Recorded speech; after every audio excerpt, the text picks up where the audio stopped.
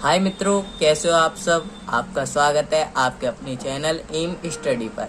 आज हम करेंगे एक्सरसाइज 7C के बचे हुए क्वेश्चन। तो क्वेश्चन नंबर 10 हमें दिया हुआ है कि 7 अक्षरों ABCDEFG को कितने विभिन्न क्रमों में विन्यस्त किया जा सकता है जबकि B तथा C सदैव साथ रहें। तो हमें देखो क्या कहा है इन्होंने कि B तथा C को सदैव साथ रहना है, चाहे वो इधर हो या फिर इधर हो।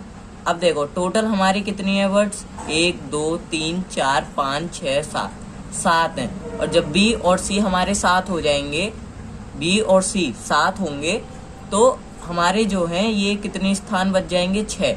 अब ये अलग अलग करके B और C को अभी हमारे साथ, और जब B और C हमारे साथ होंगे, साथ का मतलब है विद, ठीक है, तो साथ होंगे तो ये जो स्थान है ये हमारा 1 हो जाएगा। तो हमारे 7 स्थानों से 6 स्थान रह जाएंगे। तो देखो हमने हल में लिखा B तथा C को सदैव साथ रहना है। अब हम लिखेंगे इसमें कि उन्हें एक इकाई का मतलब है कि ये दोनों साथ हो जाएंगे, हमारे 1 हो जाएंगे, ये जो अलग अलग हैं, एक इकाई मानकर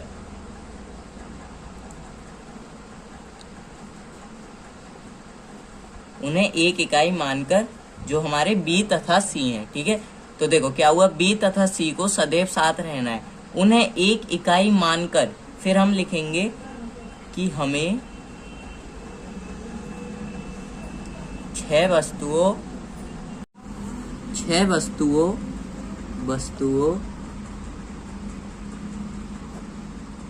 जो हमारी 6 वस्तुएं होंगी वो कैसे होंगी, A और BC हमारी जो होगी ये हमारी साथ होगी, ठीक है। BC DEF और G, ठीक है, ये हमारा ऐसा होगा। तो हम लिखेंगे यहाँ पर G को 6 स्थानों पर विभिन्न मतलब अलग, विभिन्न क्रमों में रखना है। अब देखो आपको मैंने इंट्रोडक्शन में बताया था कि क्रमों, तो हमारा जो परमुटेशन होता है इसको हिंदी में हम क्रमचय बोलते हैं।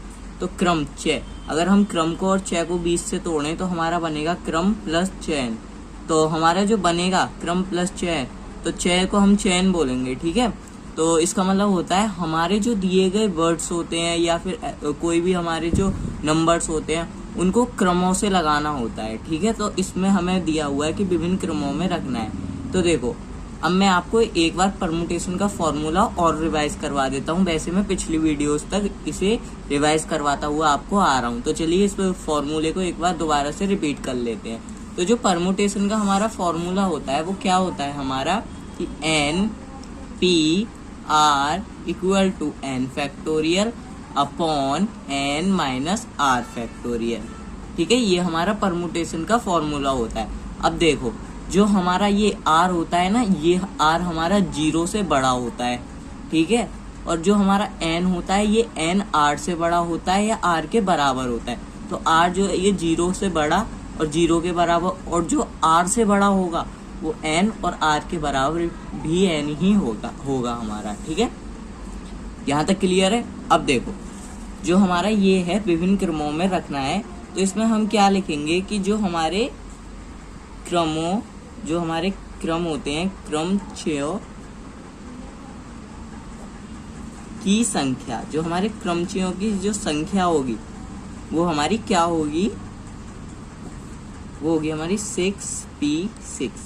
कैसे, मैंने आपको बताया था कि देखो हमारे जो ABCD थे ये कितने थे, 1 2 3 4 5 6 7। तो हम 7 स्थानों में ना भरेंगे, 1 2 3 4 5 6 7। तो एक में ABCD, ये रफ करवा रहा हूँ मैं, ठीक है ना, ये रफ है, EF और ये G, ठीक है। अब देखो ये दो हमारे साथ हो गए तो ये इकाई हो गया, मतलब कि ये एक ही स्थान पे हो गए। तो अब हमारे कितने बचेंगे, 6 स्थान। तो 1 2 3 4 5 6, ठीक है। तो हमारे हो जाएंगे A B C और D E F G। अब देखो ये जो B C है ये हमारा इधर भी आ सकता है, ये A इधर भी आ सकता है, E इधर भी, D इधर भी, ये, लेकिन ये दोनों अपनी जगह से ये जो है साथ ही रहेंगे, ये कभी चेंज नहीं होंगे, ठीक है, क्योंकि हमें दिया है क्वेश्चन में कि B तथा C सदैव साथ हैं, ठीक है। तो ये हमारे जो है ये चेंज होते रहेंगे इनके स्थान, ठीक है ना। तो अब देखो जो हमें ये दिया हुआ है, अब हम इसे परमुटेशन के फॉर्मूले में पुट करेंगे। तो जब हम परमुटेशन के फॉर्मूले में इसको पुट करेंगे तो जो हमारा निकल करके आएगा वो क्या आएगा कि देखो जो 6 हमारा जो n फैक्टोरियल है, ये जो फॉर्मूला है इसके अकॉर्डिंग हम इस वैल्यू को पुट करेंगे। तो हमारा n और r ये दोनों हमारे 6 दिए हुए हैं, तो हम लिखेंगे कि 6 फैक्टोरियल, जो हमारा 6 फैक्टोरियल अपॉन 6 माइनस 6 फैक्टोरियल। तो देखो जो हमारा 6 फैक्टोरियल है वो हमारा 6 फैक्टोरियल ही रहेगा, और 6 में से 6 गए 0, ये हमारा 0 फैक्टोरियल होगा, और 0 फैक्टोरियल हमारा 1 के बराबर होता है। तो हम क्या लिखेंगे यहाँ पर कि 6 फैक्टोरियल अपॉन 1। अब इसे हम खोलेंगे 6 फैक्टोरियल को, तो 6 into 5 into 4 into 3 into 2 into 1। अब देखो आपको फैक्टोरियल खोलना तो आता ही होगा, अगर आता नहीं है आपको तो आप मेरे इंट्रोडक्शन में जा करके या एक वीडियो जो पिछली एक्सरसाइज की उसमें देख सकते हो। तो देखो अब हमारा ये है, अब हम इनकी गुणा करेंगे।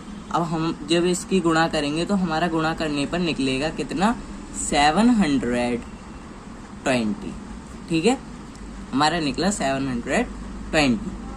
क्योंकि देखो ये जो होते हैं हमारे मल्टीप्लाई आपको आते होंगे, ठीक है। अब देखो टाइम ना लगे मैंने इसलिए इसकी मल्टीप्लाई कर लिया। तो अब देखो अब जो हमारे ये बी और सी हैं, ये बी और सी अपने जो ये स्थान है रहेंगे साथ ही, लेकिन सी इधर भी आ सकता है और बी इधर भी आ सकता है। जैसे बी और सी हैं एक ही स्थान पर हैं, तो सी और बी भी हो सकता है, ठीक है। तो ये अपने स्थान को परिवर्तित कर सकते हैं। तो हम यहाँ पर लिखेंगे बी, जो हमारे बी तथा सी के स्थान परिवर्तित होने पर, परंतु यह साथ रहेंगे, ठीक है, परंतु ये साथ रहेंगे। अब जब ये साथ रहेंगे तो ये देखो एक दूसरे ही आपस में कर सकते हैं।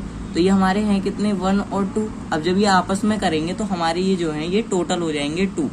तो ये आ जाएगा हमारा 2, ठीक है, साथ रहेंगे तो हमारा ये निकल करके आएगा 2। अब देखो इसकी मल्टीप्लाई इससे कर देते हैं हम, तो हमारा जो है क्या निकल करके आएगा, हमारा निकल के आएगा कि अभिष्ट क्रमों की संख्या, अभिष्ट क्रमों की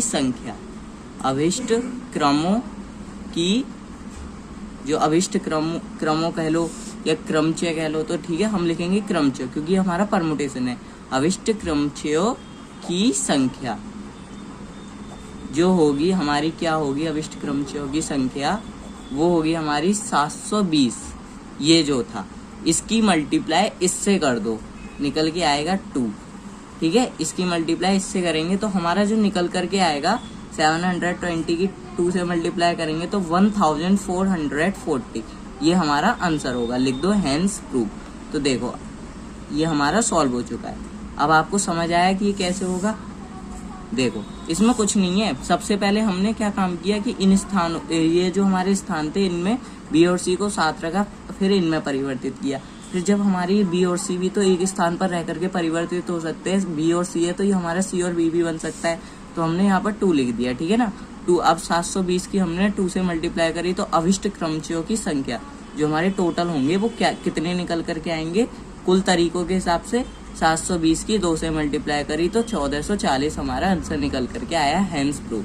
तो दोस्तों कैसी लगी आपको ये वीडियो, प्लीज लाइक करें, सब्सक्राइब करें। दोस्तों ये जो वीडियो है और ये जो क्वेश्चन है डीपीपी के, ये आपके एग्जाम के प्रैक्टिस के लिए होते हैं, ठीक है ना। ये मैं आपको वैसे नहीं करवाता कि आपका टाइम खराब करूं, ये कुछ नहीं, ये आप प्रैक्टिस के लिए होते हैं। दोस्तों आपको वीडियो अच्छी लगी हो तो लाइक करें, सब्सक्राइब करें एंड कमेंट करें। Thank you.